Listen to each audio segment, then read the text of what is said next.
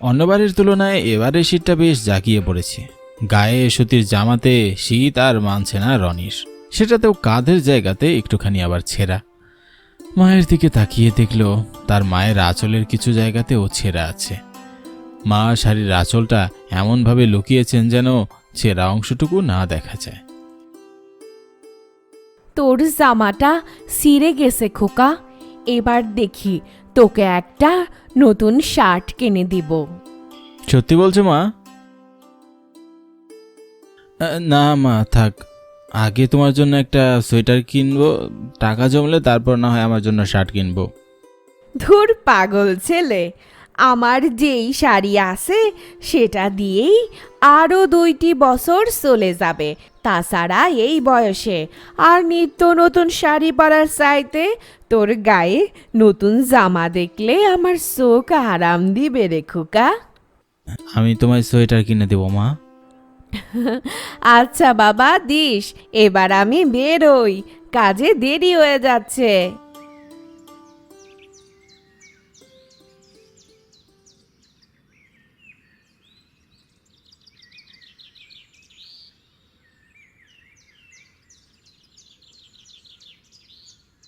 কানু রনির বয়সেরই একজন ছেলে।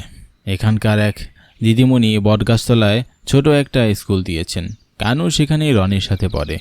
বিশাল এক বস্তা কাঁধে নিয়ে কানুকে দেখে রনি জিজ্ঞাসা করে, বিশাল বস্তা নিয়ে কোথায় যাস রে কানু? দিদিমণির কাছে পড়তে যাবি না? হ্যাঁ যাব তো, তবে বোতল করানোর পর। বোতল করাতে কেন যাচ্ছিস? এত বোতল দিয়ে কি হবে? আরে বোতল ভাঙারির কাছে বিক্রি করব, সেখান থেকে কিছু টাকা পাবো। সত্যি বলছিস?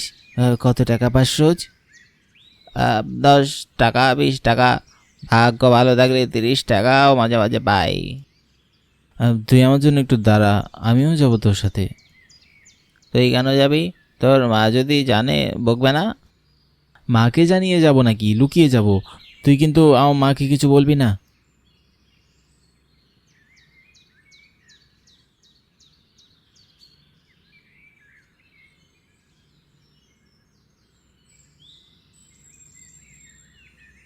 চল, বোতল করিয়ে এসে দিদিমণির কাছে পড়তে যেতে হবে।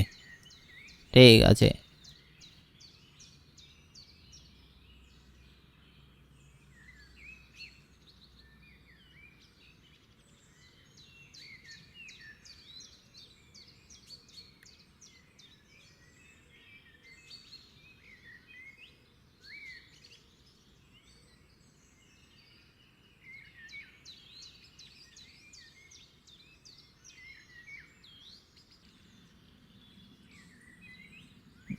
এক ঘন্টা হয়ে আসলো, বোতল তো খুব একটা পেলাম না রে। আরে আজকে ভাগ্যটা মনে হয় খারাপ। ব্যাপার না, যা পেয়েছি তাতেই অনেক। এগুলো কোথায় বিক্রি করবি? চল আমার সাথে চল, আমার পরিচিত এক ভাঙ্গারির দোকান আছে।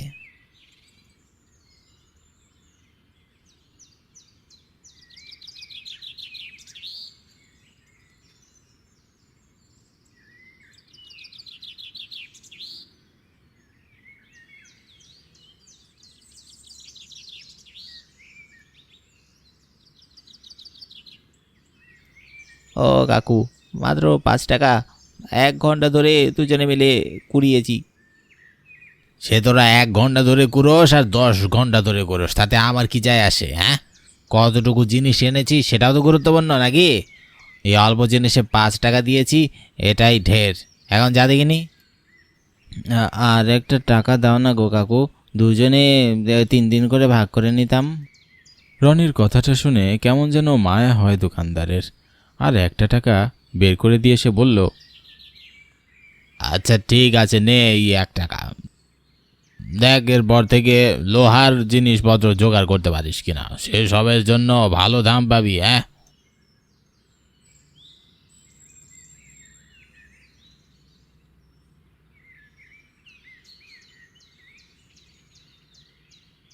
হাঁটতে হাঁটতে পাটা ব্যথা হয়ে গেল রে কানু, তবু কিনা মোটে 3টে টাকা পেলাম। তোর খুব কষ্ট হচ্ছে রে, তাই না? তোকে আর আসতে হবে না, তোর মা যাই করে তা দিয়ে তো তোর দিন ভালোই চলে যাচ্ছে। আমারটা দেখ, মা অসুস্থ হয়ে বিছানায় পড়ে আছে, কাজে যেতে পারছে না দেখে আমি বেরোয়েছি।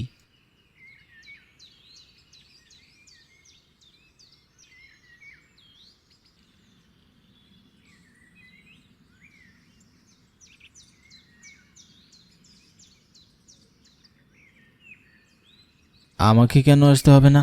অবশ্যই আমি আসব, আমার কোনো কষ্ট হচ্ছে না। ঠিক আছে, তা এই টাকা দিয়ে কি করবি তুই? সোয়েটার কিনবো। এই 3 টাকা দিয়ে সোয়েটার কেনা যায় নাকি? পাগল হয়েছি? আমি কি 3 টাকা দিয়ে সোয়েটার কেনার কথা বলেছি? আমি টাকাগুলো জমাবো, 500 টাকা হলে একটা সোয়েটার কিনবো মায়ের জন্যে। 500 টাকায় সোয়েটার হবে না? কি জানি, আমি কি কখনো সোয়েটার কিনেছি নাকি? আচ্ছা, এবার পড়তে চল, দেরি করলে আবার বকুনি খেতে হবে।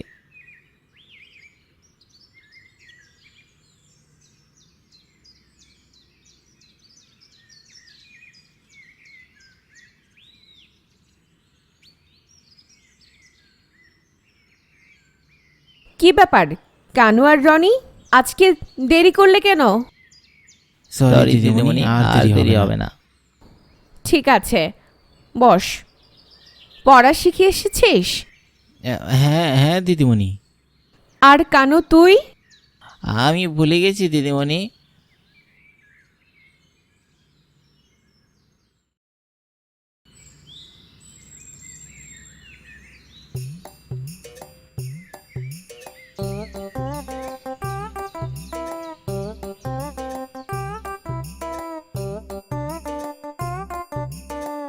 রনি, রনি, যাবি না আজকে? হ্যাঁ যাব, দাঁড়া বস্তাটা নিয়ে আসি।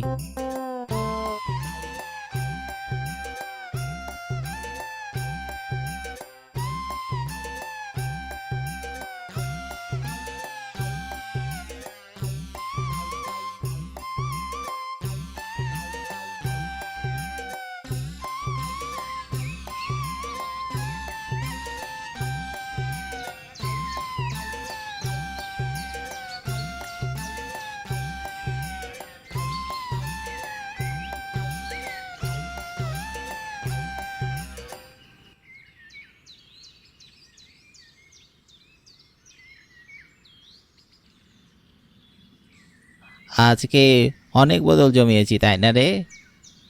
হ্যাঁ, আজকে নিশ্চয়ই বেশি টাকা পাওয়া যাবে। হ্যাঁ, 30 টাকা তো পেয়েই যাবো বল।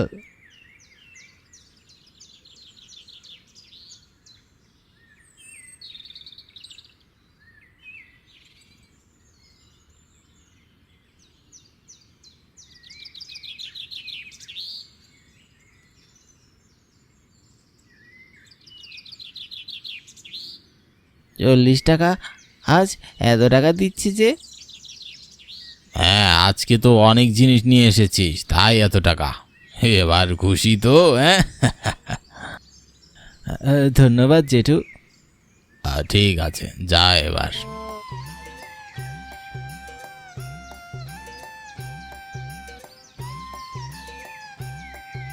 চল আজকে সিঙ্গারা খাই। না রে, আমি খাবো না। এই বোতল কুড়োনোর পুরো টাকাটাই আমি সোয়েটার কেনার জন্য রেখেছি, এখান থেকে খরচ করব না, তুই খা।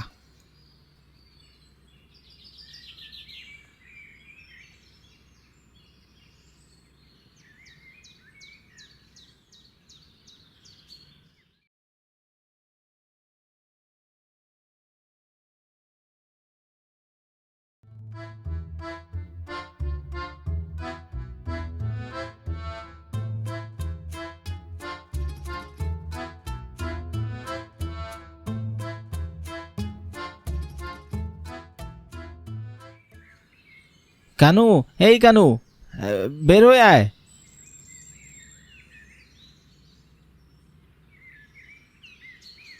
কি হয়েছে রে?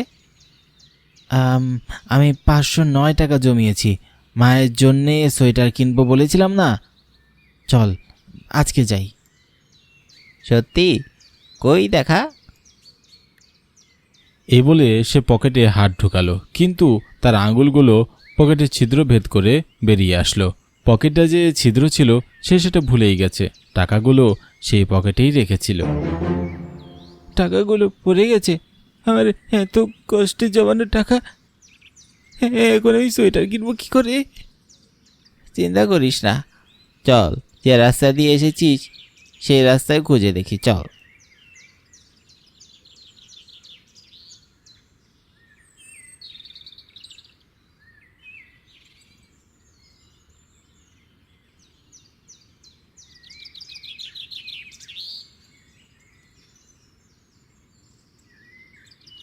টাকাটা যে পাওয়া যাবে না সেটা তো জানা কথা, আর খুঁজে লাভ নেই। কেউ হয়তো কুড়িয়ে নিয়েছে। মন খারাপ করিস না রনি, চল আবার জমাবি টাকা।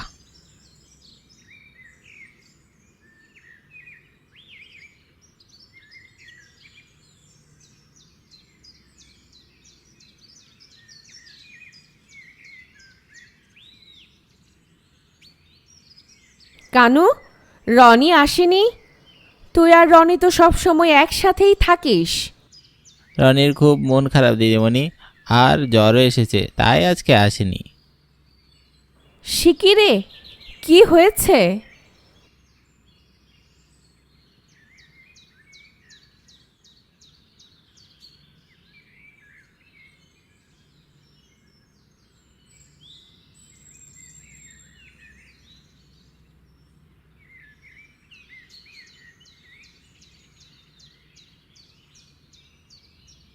ওহ, ঠিক আছে, কালকে আমাকে ওর বাসায় নিয়ে যাবি তো।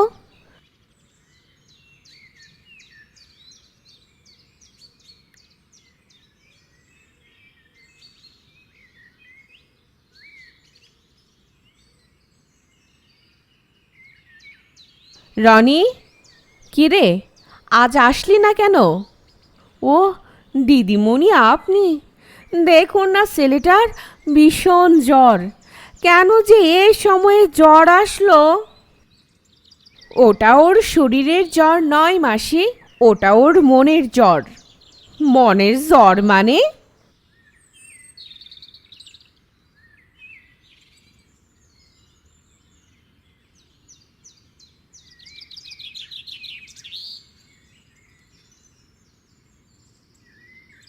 তোকে এই পণ্ডিতি কে করতে বলেছিল খোকা?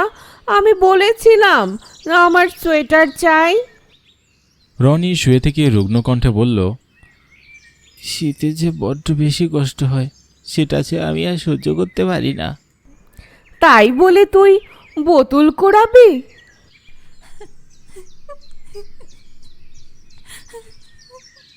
এটা আপনার জন্য। এখানে দুটো সোয়েটার আছে, একটা আপনার আরেকটা রনির। তোমাকে তোমাকে ধন্যবাদ দিদিমণি। হয়েছে, আর পাকনামো করতে হবে না, আর মায়ের কাছে কখনো সত্যি লুকাবি না। ঠিক আছে।